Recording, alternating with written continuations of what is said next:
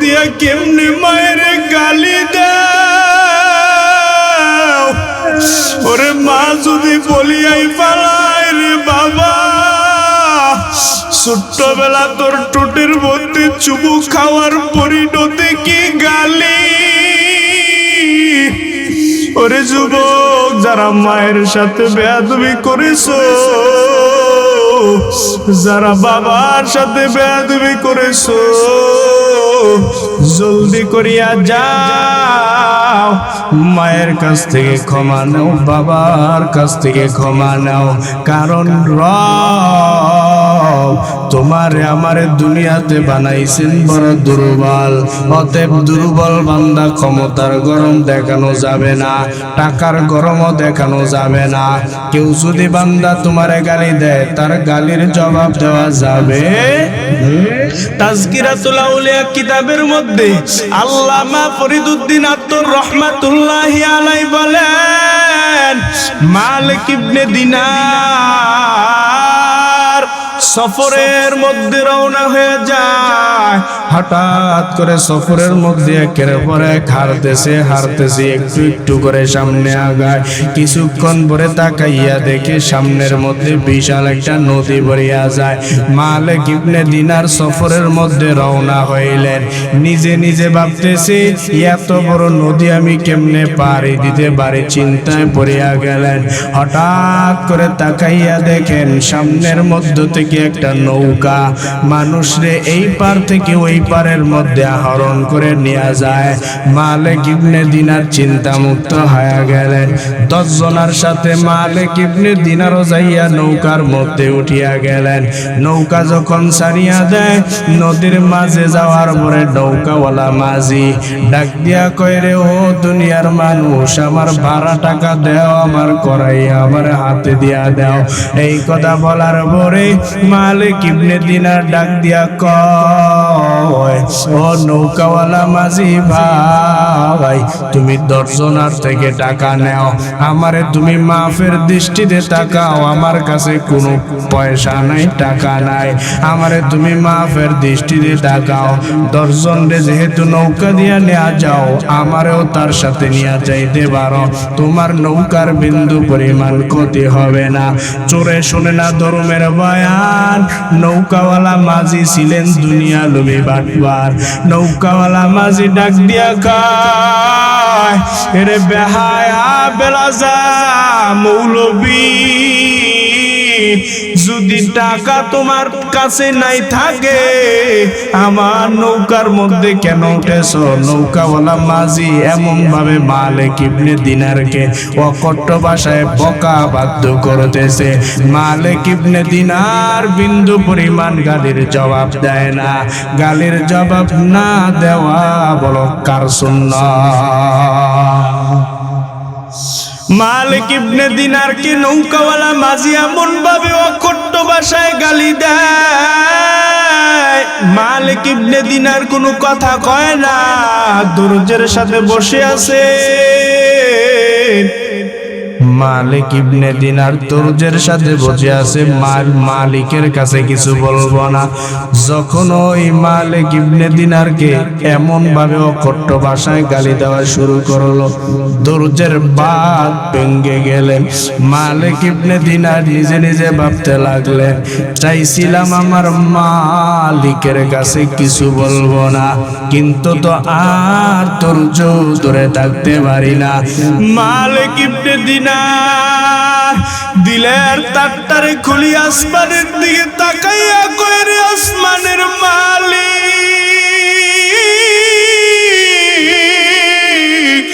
আমি তোমার গোলাম মালিক, আমার ইজ্জতটা তুমি নষ্ট করিও না,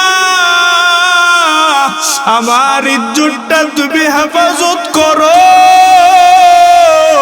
ও আল্লাহ, আমি তোমার গোলাম মালিক, আমার ইজ্জতটা তুমি হেফাজত করো। এই কথা বলার পর সাথে সাথে আমার আল্লাহ কুদরতি ভাবে ডাক দিয়া কয়, রে নদীর মাছ, জলদি করে যা, স্বর্ণের দিনার নিয়া আমার মালিকের কাছে হাজির হয়ে যা। ওরে বান্দা, একটা মাস তো একটা দিনার নিয়া গেলেই টাকা হয়ে যাইতো, বাড়া হয়ে যাইতো, কিন্তু না না, নদীর হাজার হাজার মাস প্রতিযোগিতা লেগে গেল, কার আগে কে দিনার নিয়ে যাবে, আর আল্লাহওয়ালা মালিকের হাতের ছোঁয়া পাইবে। সামনে আগান না, বুঝতে পারে না, সামনে আগান। লা ইলাহা ইল্লাল্লাহ, লা ইলাহা, লা ইলাহা ইল্লাল্লাহ, লা ইলাহা ইল্লাল্লাহ, লা ইলাহা। কষ্ট করে আগান, একটু সামনে আগান, পেছনের ভাইরা বসতে পারেন, আগান। লা ইল্লাল্লাহ, লা ইলাহা ইল্লাল্লাহ, লা ইলাহা ইল্লাল্লাহ, লা ইলাহা ইল্লাল্লাহ, মুহাম্মাদুর রাসূলুল্লাহ সাল্লাল্লাহু আলাইহি ওয়াসাল্লাম। খারাপ লাগে? ছাইরা দেওয়া দরকার নেই, থাকবেন তো ইনশাআল্লাহ। কতক্ষণ? ও আবার ডাইলগ, কতক্ষণ থাকবেন? সারা রাত থাকবেন তো না, আবার পলায় যান গা। আল্লাহ কবুল করেন, বলেন আমিন। এরে নবীর উম্মতের দল, যেই কথাটা বুঝাইতে চাই রে বাবা, মালিক ইবনে দিনার কেউ অকট্য ভাষায় গালি দেয়, মালিক ইবনে দিনার গালির জবাব দিলেন না, মালিকের কাছে সাথে সাথে বিচার দিয়া দিলেন। ওরে বান্দা বলো, মালিকের কাছে যদি কেউ ডাক দিয়া বিচার দাও, বিচার শুনেনি করবেন, কড়াই ঘন্টায় হিসাব নেবেন। যারা জুলুম করেন, বকাবদ্ধ করেন, কড়াই ঘন্টায় হিসাব। আরে আল্লাহর গোলাম, মালিক ইবনে দিনার যখন তাকাইয়া দেখতেছে এতগুলা মাছ স্বর্ণের দিনার নিয়ে হাজির হয়ে যায়, মালিক ইবনে দিনারের হাতের ছোঁয়া পাওয়ার জন্য স্বর্ণের দিনার নিয়ে নৌকার চারিপাশের মধ্যে মাছেরা প্রতিযোগিতা লেগে গেল, কেমনে মালিক ইবনে দিনারের হাতটা একটু ছোঁয়া পাইতে পারে। কারণ আল্লাহওয়ালার ছোঁয়া কে না পাইতে চায়, কারণ আল্লাহওয়ালারা তো এমনি আল্লাহওয়ালা হয় না। ওরে বান্দা, তোমরা তো দুনিয়ার মধ্যে কত রকমের গান গাও, আল্লাহওয়ালাদেরকে দেখলে বলো গুন গুন গুন গুন করে গান গাইতে থাকে। ওরে বান্দা, না না, আল্লাহওয়ালারা দুনিয়ার কোনো গান গায় না, গুনগুন করে আমার মালিকের গান গায়। ঠিক নেই? আমার দয়া মাওলা রে,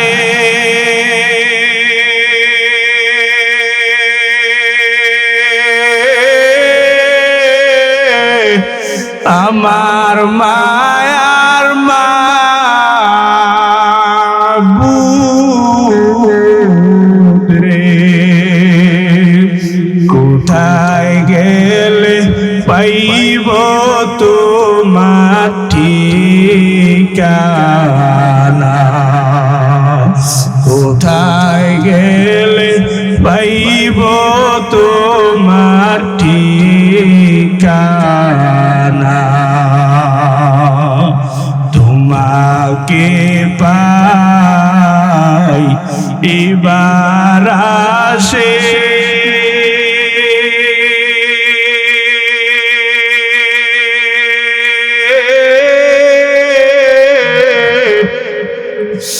ঘুরি আমি দেশ বিদেশ।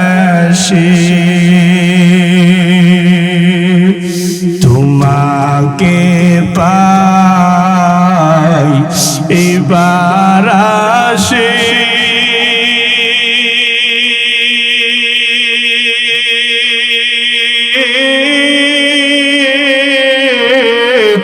হাত দিলাম আমি পীরের হাতে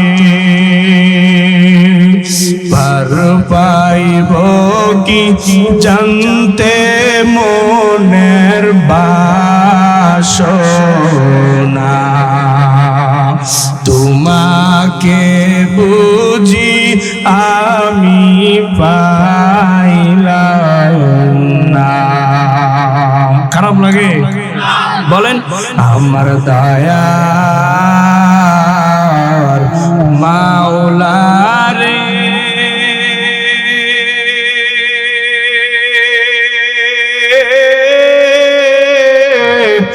আমার মায়ার মাবুদ রে কোথায় গেলে পাইব তোমার ঠিকানা তোমাকে বুঝি আমি পাইলাম না।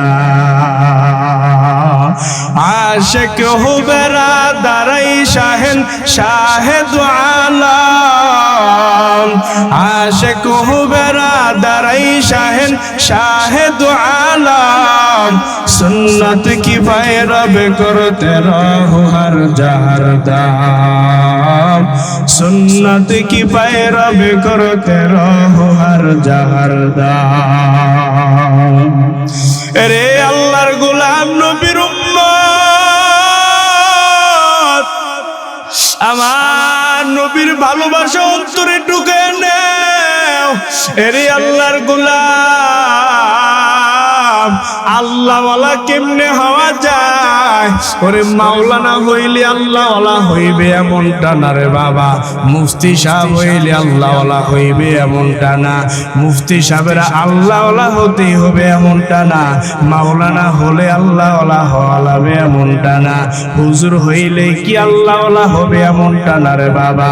একটু তাকাইয়া দেখবেন কত রিকশাওয়ালা গরিব এই একের পর এক দিন আনে দিন খায়, 5 ওয়াক্ত নামাজ ঠিক মতন পড়তেছে, সুখের শান্তির কোনো শেষ নাই, কিন্তু লক্ষ লক্ষ টাকা কোটি কোটি টাকার মালিক অভাব নাই, ওরে হালালও নাই, আল্লাহর সাথে সম্পর্ক নাই, বান্দার দুনিয়াতে শান্তি নাই।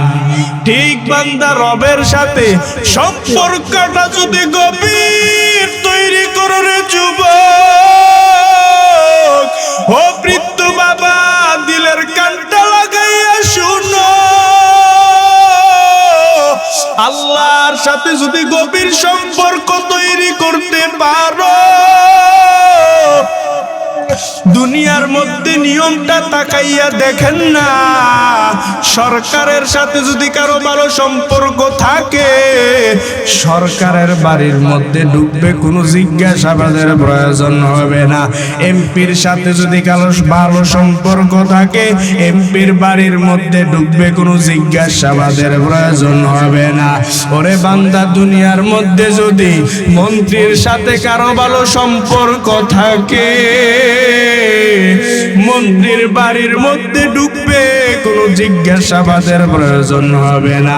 এমপির সাথে ভালো সম্পর্ক থাকবে, এমপির পার্লামেন্টে ঢুকবে কোনো টিকিট দেওয়ার প্রয়োজন হবে না। ঠিক বান্দা যদি দুনিয়ার মধ্যে তুমি আমি যদি আমার রবের সাথে গভীর সম্পর্ক তৈরি করতে পারি, ইবাদত করিয়া যদি জিকিরের মধ্যে মাশগুল থাকিয়া যদি আমার রবের ডাইকা রাজি আর খুশি করিয়া যাইতে পারি, ওরে বান্দা দুনিয়াতে আল্লাহর সাথে গভীর সম্পর্ক তৈরি কইরা আল্লাহর জান্নাতে ঢুকবা, কোনো ফেরেশতারে জবাব দেওয়ার প্রয়োজন হবে না।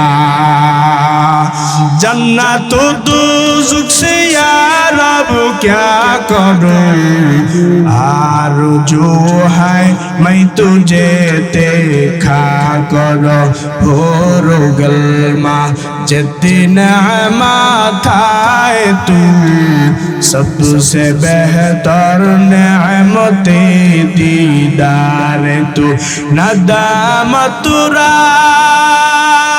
इमाम खशगरेदा अम्मा वक़्ता इक्तिदा कुन बादिलू जा मकुन सुस्ती नमाज़े बन जगाना फ़वैलुल लिल मुसल्लीन अल्लज़ीना मोमिनारा नमाज एमदादता इस्ताईनु आयाते कुरआन खा। আল্লাহর সাথে প্রত্যেক বান্দার গভীর সম্পর্ক তৈরি করার দরকার আছে না নাই? আরে আল্লাহর গোলাম ভালো করে শুনিয়া নাও, এক মুরব্বী সাধারণ মানুষ আল্লাহর সাথে বড় সম্পর্ক, নবীর কাছে আইসা ডাক দিয়া কয়, মুহাম্মদ সাল্লাল্লাহু আলাইহি ওয়াসাল্লাম, এ মুহাম্মদ বলো, শুনলাম হাসরের ময়দানে নাকি বিচার দায়ের করবে, বিচার করবে। আমাদের দুনিয়ার মধ্যে হিসাব নিকাশ যা আছে হাসরের ময়দানে বিচার করবে। তবে শুনলাম বিচারটা নাকি আল্লাহ করবেন, রব করবেন। এ মুহাম্মদ বলো বলো, বিচারটা যিনি করবেন তিনি কি সেই আল্লাহ নাকি? বলে যে আল্লাহরে আমি ফজরের সময় সিজদা দিতে যাইয়াছিনি, যে আল্লাহরে আমি যোহরের সময় সিজদা দিতে যাইয়াছিনি, যে আল্লাহরে আমি আসরের সময় সিজদা দিতে যাইয়াও চিনি, যে আল্লাহরে আমি মাগরিবের সময় সিজদা দিতে যাইয়াছিনি, যে আল্লাহরে আমি আশারের সময় সিজদা দিতে যাইয়াছিনি, যেই রবেরে আমি গভীর রাতে উঠিয়া সিজদা দিতে যাইয়াছিনি। রে মুহাম্মদ বলো, ওই আল্লাহ আমাদের বিচার করবেন নাকি? নবী বলেন, হ্যাঁ ওই আল্লাহ তো আমাদের বিচার করবে। ও মুহাম্মদ, আমি শুনলাম যেদিন বিচার করবে কহারিয়াতের পরিচয় দিয়া বিচার করবে, ওই দিন বিচারটা নাকি বড় কঠিন হয়ে যাবে। প্রত্যেক বান্দারের উপর কহারের পরিচয় দিয়া বিচার করবে। ও মুহাম্মদ, তবে আমি বলি, যে আল্লাহরে আমি হারতে গেলেও চিনি, যে আল্লাহরে আমি খাইতে গেলেও চিনি, যে আল্লাহরে আমি প্রতি নিঃশ্বাসে চিনি, ওই রব যদি হাসরের ময়দানে বিচার করে, আমি অন্তত আশাবাদী চিনা পরিচিত মানুষ যদি কোনোদিন বিচার করে, আমার বিচার কোনোদিন কঠিন হতে পারে না। ঠিক যদি রবের সাথে গভীর সম্পর্ক তৈরি করতে পারেন, মুহাব্বতের বন্ধন তোমার আমার মিলে যায়, রবের সাথে যদি হয়ে যায়, চিনা পরিচিত মানুষ বিচার করবে, বিচার কোনোদিন কঠিন হতে পারে? আরে নবীর উম্মতের দল, সামনে আগাবো না ছেড়ে দেওয়া দরকার? আপনারা কইলে আগামো? আল্লাহ সিগন্যাল দিলেন তিনটা, বললাম মিনহা খালাকনাকুম, এ মাটির মানুষ, দুনিয়ার মধ্যে থাকবা, গরম ভাব দেখাইবা না। মাটির মানুষ, মাটির থেকে তৈরি, তোরা গরম ভাব দেখাইবা না, ক্ষমতার গরম দেখাইবা না, টাকার গরম দেখাইবা না। আল্লাহ তো তাই সিগন্যাল দেয়া জানাইয়া দিলেন। অতএব বান্দা, 1 নাম্বার সিগন্যাল শেষ, 2 নাম্বার সিগন্যাল আপনারা আমার শুরু হয়ে গেল। আল্লাহ যখন বললেন ওয়া ফিহা নুঈদুকুম, ও বান্দা আমি আল্লাহ, তবে বান্দা একটু শুনিয়া নাও, আমার রব যদি এই দুইটা সিগন্যাল দিয়া যদি বান্দারে আর দুনিয়াতে কোনো সিগন্যাল না দিতেন, তাহলে তো আমাদের কোনো চিন্তা ছিল না, পেরেশানিও ছিল না। কেন বললাম বান্দা জানুনি? আল্লাহ দুই নাম্বার সিগন্যাল দিয়া বললেন। এক নাম্বারে বললেন মাটির মানুষ মাটির মতন নরম হয়ে যাও। মাটির মানুষ মাটির থেকে আমি আল্লাহ সৃষ্টি করলাম, মাটি দিয়া বানাইলাম। দুই নাম্বার সিগন্যাল দিয়ে আল্লাহ বললেন ওয়া ফিহা নুঈদুকুম, বান্দা আবার যেই মাটি দিয়া বানাইলাম ওই মাটির মধ্যে তুমি আমি মিশিয়া যাব। তাহলে তো আমাদের কোনো চিন্তা নাই, পেরেশানি নেই। মাটির থেকে তৈরি হইলাম, আবার মাটিতে মিশিয়া যাব, কোনো চিন্তা। কিন্তু না, আল্লাহ পাক তিন নাম্বার সিগন্যাল দিয়া খবরদার করে দিলেন, রে মুমিন, আমি রাত তিন নাম্বার সিগন্যাল কিন্তু তোমারে লাগাইয়া দিলাম। আমি আল্লাহ তিন নাম্বার দিয়া তোমারে জানাইয়া দিলাম ওয়া মিনহা নুখরিজুকুম তারাতান উখরা। আল্লাহ তিন নাম্বার সিগন্যাল দিয়া বললেন, এ বান্দারা, যেই মাটির মধ্যে মিশিয়া যাইবা আমি আল্লাহ পুনরায় মাটির থেকে তোমাদেরকে জীবিত করিয়া হিসাব নিকাশ নেব। দুইটা সিগন্যাল দিলে তো শেষ হই, কিন্তু তিন নাম্বার দিয়া বুঝাইলেন কি না, খবরদার, শেষ যে এমনটা না, মিশা যাইবা, ওই মিশার থেকে আমি আবার উঠাবো, আবার জীবিত করবো, জীবিত কইরা প্রত্যেকের হিসাব নিকাশ নেব। তবে যারা দুনিয়াতে ভালো করছো, যারা রবের সাথে সম্পর্ক গভীর করে গেছো, তাদের হিসাবটা সহজ না কঠিন? এই তো বুঝে গেছে, এই তো আমি সফল, আপনারাও সফল। বুঝে গেলেন সহজ হবে কোথায়? রবের সাথে সম্পর্ক তৈরি করে না ছেড়ে করে না, ভাইরা আমার। তবে যদি আমরা রবের সাথে গভীর সম্পর্ক তৈরি করতে যাই, দুনিয়ার মধ্যে কিছু নিয়ম আছে, নিয়মগুলা মানা দরকার আসেনি। এবার দুনিয়ার মধ্যে যদি আল্লাহ বিধান দিলেন, ফরজ বিধানগুলো একে একে আদায় করা লাগবে। এক নম্বরে যদি আল্লাহ বলে বান্দারা ইবাদতের জন্য আমি আল্লাহ দুনিয়াতে পাঠাইয়া দিলাম, তবে ইবাদত হবে কার জন্য? আপনি নামাজ পড়বেন, নামাজটা হবে কার জন্য? ইন্না সালাতি ওয়া নুসুকি ওয়া মাহইয়ায়া ওয়া মামাতি লিল্লাহ ওয়া মামাতি লিল্লাহি রাব্বিল আলামিন।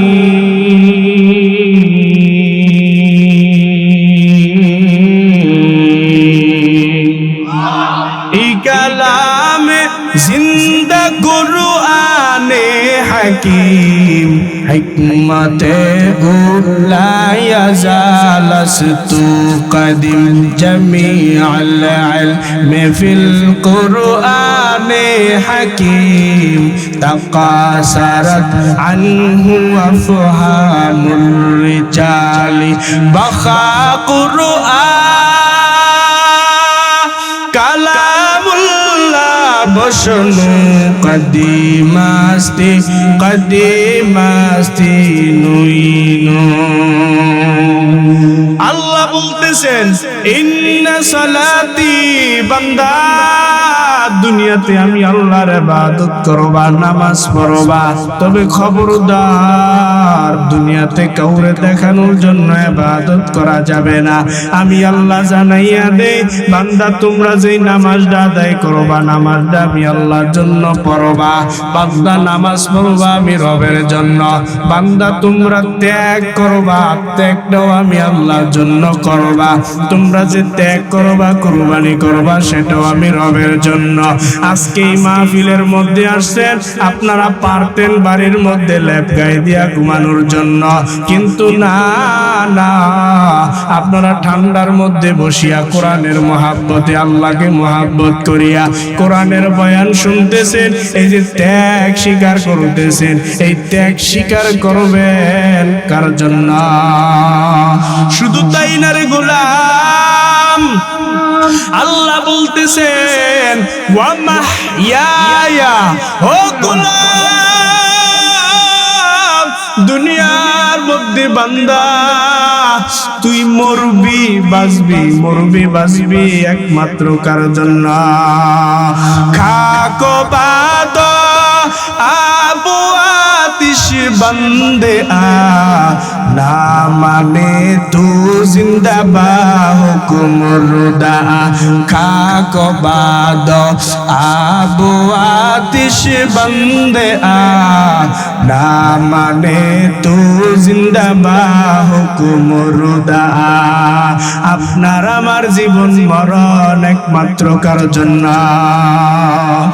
এবার আপনাদেরকে বলতেছি রে বাবা, এক নাম্বার আল্লাহ বললেন ইন্না সালাতি, ও বান্দা দুনিয়ার মধ্যে নামাজ পড়বা, আমি আল্লাহর জন্য নামাজটা আদায় করবা, আমি রবের জন্য নামাজ পড়বা রে গোলাম। তবে দুনিয়ার মধ্যে কিছু মুরব্বী আছে, দুনিয়ার মধ্যে কিছু মানুষ আছে, মানুষরে দেখানোর জন্য নামাজ আদায় করে। আপনি ঘরের মুরব্বী মানুষ, আপনি যদি নামাজ না পড়েন আপনার পুত্রবধূ আপনাকে খারাপ বলবে। আপনি যদি নামাজ না পড়েন আপনার ঘরের বিবি সাহেব আপনারে খারাপ বলবে। আপনি যদি নামাজ না পড়েন আপনার নাতিরা আপনারে খারাপ বলবে। এই উদ্দেশ্য করিয়া বারবার নামাজটা বিরক্ত নিয়ে পড়তে যান। আল্লাহর কসম করে বলি রে বাবা, কিয়ামত পর্যন্ত যদি এমন নামাজ আদায় করতে থাকে আল্লাহরে রাজি খুশি করতে পারবেন না। নামাজ পড়তে হবে কার জন্য? এই জন্য বলতেছি রে বাবা, সাহাবায়ে কেরামের নামাজ আপনার আমার নামাজ। আমার মায়ার নবী রাহমাতুল লিল আলামিন যখন মক্কা ছাড়িয়া মদিনার পথে রওনা হয়ে যায়, বেঈমান নাফরমান কাফেরেরা যখন আমার নবীরে মক্কার মধ্যে আর থাকতে দেয় না, নবী আমার মক্কা ছাড়িয়া যখন মদিনার পথে সাহাবায়ে কেরামদেরকে নিয়ে রওনা হয়ে যায়, বারবার মায়ার নবী আমার মক্কা তার নিজের মায়ের জন্মভূমি, তার বাবার জন্মভূমি, নবী আমার একবার পিছন দিকে তাকায় আর মক্কার দিক তাকাইয়া কইরে মক্কা, মনটা চায় না আমি তোরে ছাড়িয়া যাব, এটা আমার মায়ের জন্মভূমি, এটা আমার বাবার জন্মভূমি। ওরে মক্কা, মনটা চায় না আমি আমার মায়ের জন্মভূমি ছাড়িয়া যাই। এরপরেও বেঈমান নাফরমান কাফেরের দলের একটু যন্ত্রণার কারণে আমি মক্কা ছাড়িয়া মদিনার পথে চলে যাইতেছি। নবী আমার যখন মক্কা ছাড়িয়া মদিনার পথে রওনা হয়ে যায়, এই দিকে বেঈমান নাফরমান কাফেরের দল নবীর পেছন দিক দিয়া নবীরে মারার জন্য রেডি হয়ে গেলেন। নবী আমার সাহাবায়ে কেরামদেরকে নিয়ে রওনা হয়ে গেলেন। কিছু দূর যাওয়ার পরে যখন সন্ধ্যা ঘনিয়ে আসলো, নবী আমার ছোট্ট একটা কামরা পাইলেন, একটা ঘর পাইলেন রাস্তার কিনারায়। নবী আমার ডাক দিয়া কয়, ও সাহাবায়ে কেরাম, আমি তোমাদেরকে বলতেছি, যেহেতু গভীর রাত্র হয়ে যাইতেছে, অন্ধকার হয়ে গেল, এখন আজকের রাত্রটা আমরা এই বাড়ির মধ্যে থাকতে পারি। নবী আমার সাহাবায়ে কেরামদেরকে নিয়ে যখন ঘরের মধ্যে আশ্রয় নিলেন, একটা ছোট্ট ঘরের মধ্যে আশ্রয় নেয়। আশ্রয় নেওয়ার সময় নবী আমার সব সাহাবায়ে কেরামদেরকে বসাইয়া রাখলেন। নবী আমার ডাক দিয়া কয়, ও সাহাবায়ে কেরাম, আমরা আজকের রাত্রে এখানে ঘুমাইবো, তবে আমার কথা হলো এখানে তোমাদের মধ্যে এমন একজন সাহাবী দাঁড়াও, যে সাহাবী দাঁড়াইবা তিনি আমরা রাত্রের বেলা ঘুমাইবো, তুমি যাইয়া বাহিরের মধ্যে পাহারা দেবা, যেন কোনো বেঈমান না ফরমান কাফের আক্রমণ করতে না পারে।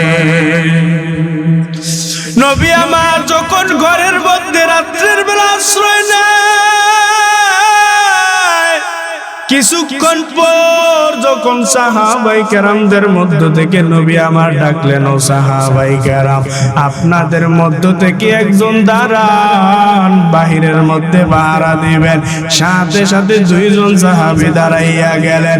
দুইজন সাহাবী দাঁড়ানোর পরে নবী আমার ডাক দিয়া কয়, দুইজন লাগবে না, একজন দাঁড়াও। দুইজনকে বসাইয়া দিলেন। নবী আমার আবার বলতেছে, সাহাবীরা, তোমাদের মধ্য থেকে এমন একজন আসনি রাত্রের বেলা পাহারা দিবা। আবার তারা দুইজন দাঁড়াইয়া গেলেন। নবী আমার শেষ পর্যায়ে বলে, যাও যাও, যেহেতু তোমরা দুইজন দাঁড়াইছো, যাও বাহিরে যাইয়া পাহারা দিবা। নবী আমার রাত্রের বেলা ঘুমাইয়া যায়, আর ওইদিকে দুইজন সাহাবী বাহিরের মধ্যে যাইয়া পাহারা দেয়। দূর থেকে বেঈমান নাফরমান কাফেরের দল একের পর এক চিন্তা করতেছে, মুহাম্মদ যেই ঘরের মধ্যে থাকছে ওই ঘরের মধ্যে কেমনে আক্রমণ করা যায়, একের পর এক কৌশল আসতেছে। এইদিকে দুইজন সাহাবীর মধ্য থেকে পরামর্শ চলতেছে। একজন আরেকজনের ডাক দিয়া কয়, ভাইজান, রাত্রটা অযথা সময়টারে নষ্ট না করিয়া একটা কাজ করলে পারি, আপনি অর্ধেক রাত্র ঘুমান, আমি পাহারা দেই, আবার আমি ঘুমাইবো, আপনি অর্ধেক রাত্র পাহারা দিবেন। দুইজন সাহাবী দেখি এমন পরামর্শ যখন হয়ে গেল, একজন ঘুমাইয়া যায়, আর একজন দাঁড়াইয়া দাঁড়াইয়া পাহারা দেয়। দূর থেকে বেঈমান নাফরমান কাফিরের দল চিন্তা করতেছে, মুহাম্মদের দুনিয়ার থেকে কেমনে বিদায় করা যায়। এইদিকে একজন সাহাবী দাঁড়াইয়া দাঁড়াইয়া পাহারা দেয়। কিছুক্ষণ পরে যে একজন সাহাবী দাঁড়াইয়া দাঁড়াইয়া পাহারা দেয়, তিনি চিন্তা করতে লাগলেন, অযথা আমার সময়টা নষ্ট না করিয়া আমিও একটা কাজ করলে পারি। যেহেতু রাত্রটা সজাগে থাকবো, আমি আমার মাওলার কদমে সিজদায় পড়িয়া যা। নামাজে কত গুরুত্ব দিয়েছেন সাহাবীরা। যখন সাহাবী নামাজের মধ্যে দাঁড়াইয়া যায়, দূর থেকে বেঈমান নাফরমান কাফেরের দল একের পর এক চিন্তা করতেছে, মুহাম্মদের যে ঘরের মধ্যে ঘুমাইছে ওই ঘরের মধ্যে যাইয়া হামলা করতে হবে। এইদিকে একজন কাফের ডাক দেয়া কয়, তাকাইয়া দেয়, মুহাম্মদের ঘরের সামনে অন্ধকার, তবে কেমন যেন দেখা যায়, একটা মানুষের মতন দেখা যায়, তবে জানি না মানুষ নাকি। আর একজন কাফের ডাক দিয়া কয়, না না, মানুষ হবে না, মনে হয় এটা কোনো মরা খেজুর গাছ দাঁড়ানো আছে। আরেকজন কয়, না না, সাবধানের কোনো মারি নাই, একটা কাজ করলে পারি, একটা বিষাক্ত তীর নিয়ে আমরা মারি, যদি কোনো মরা খেজুর গাছ হয় কোনো চিৎকারের আওয়াজ পাইব না, আর যদি সাহাবী হয় তাহলে তো চিৎকার করে উঠবে, নবীর কোন সাহাবী হইলে চিৎকার মেরে উঠবে। বেঈমান নাফরমান কাফেরেরা যখন যুক্তি করিয়া একটা তীর নিয়া, বিষাক্ত তীর নিয়া যখন সাহাবীর বরাবর ধরিয়া মারে, সাহাবীর পিছন দিক দিয়া তীরটা ঢুকিয়া বুকের মাঝখান দিয়া বাহির হয়ে যায়। সাহাবী নামাজ পড়তেছে, বিষাক্ত তীর পিছন দিক দিয়া ঢুইকা সামনে দিয়া বাহির হইল। সাহাবী বিন্দু পরিমাণ টের পায় না। আবার যখন আরেকজন কাফের ডাক দিয়া কই, তাকাইয়া দে, এটা যদি কোনো সাহাবী দাঁড়ানো হইতো তাহলে চিৎকার মেরে বেহুশ হয়ে যাইতো, তাহলে নিশ্চিত এটা কোনো সাহাবী না, একটা বড় খেজুর গাছ। আরেকজন ডাক দিয়া কয় না না, আরেকটা তীর মারিয়া দেখ এটা কোনো সাহাবী নাকি। যখন আরেকজন কাফের বিষাক্ত তীর দিয়া সাহাবীর বরাবর মারে, সাহাবী একটা চিৎকার দিয়া কয় রে মায়ার নবী, আমার বুকের মাঝখানটা বুঝি ছিদ্র হয়ে যায়। নবী আমার ঘর থেকে জলদি করে বাইর হইয়া সাহাবীর আঞ্জা কইরা দইরা কইরা সাহাবী বলো একটা তীর না হয়ে মারতে পারে, দুইটা তীর কেমনে ঢুকছে? তোমরা তো দুইজন সাহাবী ছিলা, দুইজন থেকে কেমনে তীরটা মারতে পারলো? সাহাবী ডাক দিয়া কয় নবী আবার আমরা দুই ভাই যখন বাহিরের মধ্যে দাঁড়াইয়া দাঁড়াইয়া পাহারা দেই, আমাদের দুইজনের মধ্য থেকে আমি চিন্তা করে পরামর্শ করে দেখলাম এক ভাই যদি রাত্রের বেলা ঘুমাইবে তার উপকার হয়ে যাবে। আমি দাঁড়াইয়া দাঁড়াইয়া পাহারা দেই, আবার অর্ধেক রাত্র ঘুমানোর পরে আমি পাহারা দেব, আবার আমি অর্ধেক রাত্র ঘুমাইব। ও নবী আমার এই চিন্তা করে আমার সাহাবী ভাই ঘুমাইয়া গেলেন। আমি যখন আবার রাত্রের বেলা একা একা দাঁড়াইয়া পাহারা দেই, আমি চিন্তা করলাম অযথা সময়টারে নষ্ট না করিয়া আমি আমার মাওলার কদমের মধ্যে সিজদা দিলেই তো পারি। ও নবী আমার যখন আমি সিজদা দেওয়া শুরু করলাম, আর এইদিকে বেঈমান নাফরমান কাফেররা যখন আমারে তীর মারে, একটা তীর মারছে নবী আমার, আল্লাহর কসম করে বলি আমি বিন্দু পরিমাণ টের নামাজে পাই না। কেমন ছিলেন তাদের নামাজ আর বর্তমান? আপনি আমি নামাজ পড়লে একটা মশা কামড় দিবে দূরের কথা, মশাটা উইরা যাইতে গেছে নামাজের তে গিয়া এমনি সরে আছে না নাই? আমগো নামাজের দোষ হইছে এইটা। হেরে যুবক, অল্প বয়সে যদি জিন্দেগিটারে আল্লাহর সাথে সাজে রঙিন করে সাজাইতে পারো, 7 শ্রেণীর মানুষ হাসরের ময়দানে আল্লাহর আরশের নিচে ছায়া পাবে। ওই 7 শ্রেণীর মানুষ থেকে 1 শ্রেণীর মানুষ হলো যারা যুবক আছে, যৌবন কালটা আমার মাওলার ইবাদতে কাটাইছে। ইয়া ইলাহি মুঝসে মুঝকো দূর কর, ताके देखो मुझ में तुझको एक नजर। या इलाही तू मेरा माबूद है, या इलाही तू मेरा माशूक है। মনে বড় আশা ছিল যাব মদিনায়, মনে বড় আশা ছিল যাব মদিনায়। সালাম আমি করব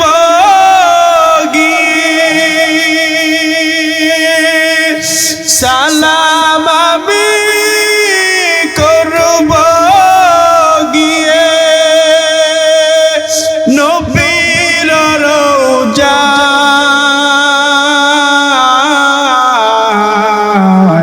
মনে বড় আশা ছিল যাব মদিনায়, মনে বড় আশা ছিল। আরব সাগর পার পারি দেব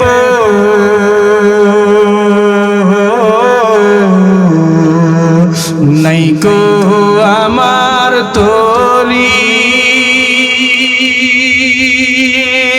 পাখি নাই যে ওরে যাব ডানাতে ভর করি আরব সাগর পারি দিব নাইকো আমার তরি পাখি না যে উড়ে যাব ডানাতে ভর করি আবার আশায় আছে সম্বল নাই আমার আশায় আছে সম্বল নাই করি কি উপায় মনে বড় আশা ছিল যাব মদিনায় মনে বড় আশা ছিল যাব মদিনায় খারাপ লাগে মনে বড় আশা ছিল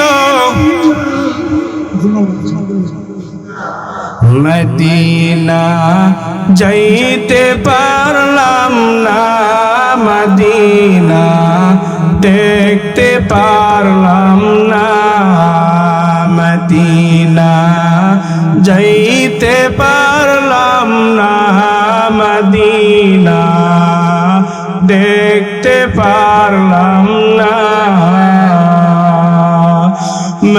মদিনার নাম কত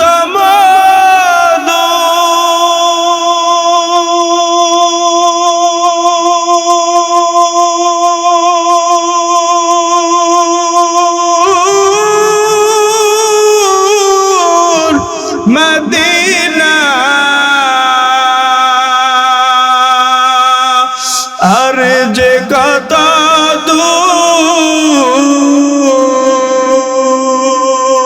দূর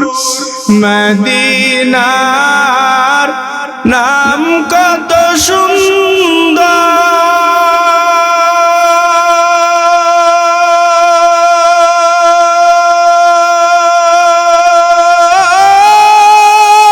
সুন্দর মদিনা কেটে সে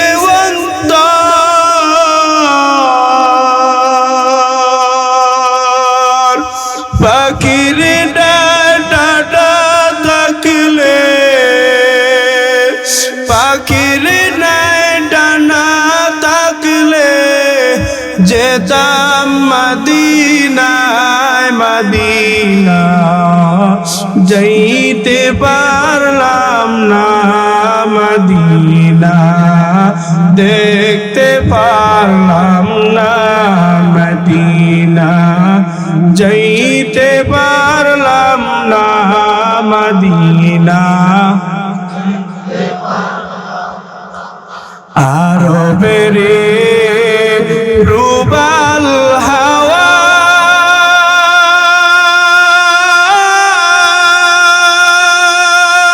পশ্চিমে করে ধাওয়া